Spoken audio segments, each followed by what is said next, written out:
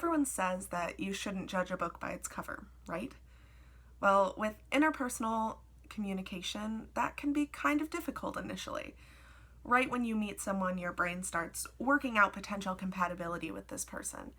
And McCroskey's interpersonal attraction scale measures that working process in the brain. There are 3 separate sections that measure social and friendly attraction, physical and sexual attraction, and also task and reliability attraction. Each of these sections has 6 statements each, 3 positive and 3 negative, and the participant rates how strongly they agree or disagree on a 1 to 5 Likert scale. You can score anywhere from 6 points to 30 points for each section, but McCroskey warns us that we cannot add these values together because they are such separate measurements.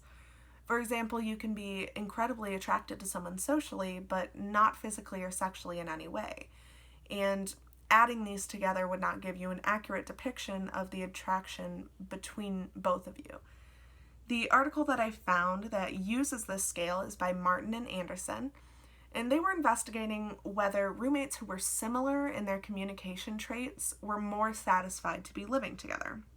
Their sample size was 403 college students, and they tested 5 things about each student: the willingness to communicate, interpersonal communication competence, verbal aggressiveness, communication satisfaction, and interpersonal attraction. They found that students who were pro-socially similar, meaning that they were higher in their willingness to communicate, they had a higher interpersonal communication competence, and low verbal aggression, were much more likely to be satisfied to be living together. They also found that this was a stronger correlation than the correlation between common attraction and communication satisfaction.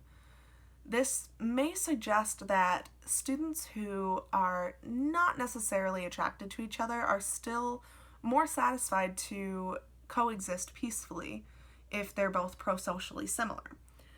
It also says that perhaps students who are very attracted to each other but are not pro-socially similar don't work together because being lower in willingness to communicate or lower in interpersonal communication competence or high in verbal aggression could be like ink and water. So if even one of the roommates is not pro-social, their ink, in a sense, goes into the water and affects the entire relationship. It affects both roommates. And they said that this scale is great for comparisons, not only seeing how they compare, but seeing what's most important. And they concluded that the most important thing in communication is not always attraction, but the communication trait similarities. They also said that this scale is, while it's great for comparisons, it's also great for predictions and forming hypotheses for interpersonal relation potential across many different topics.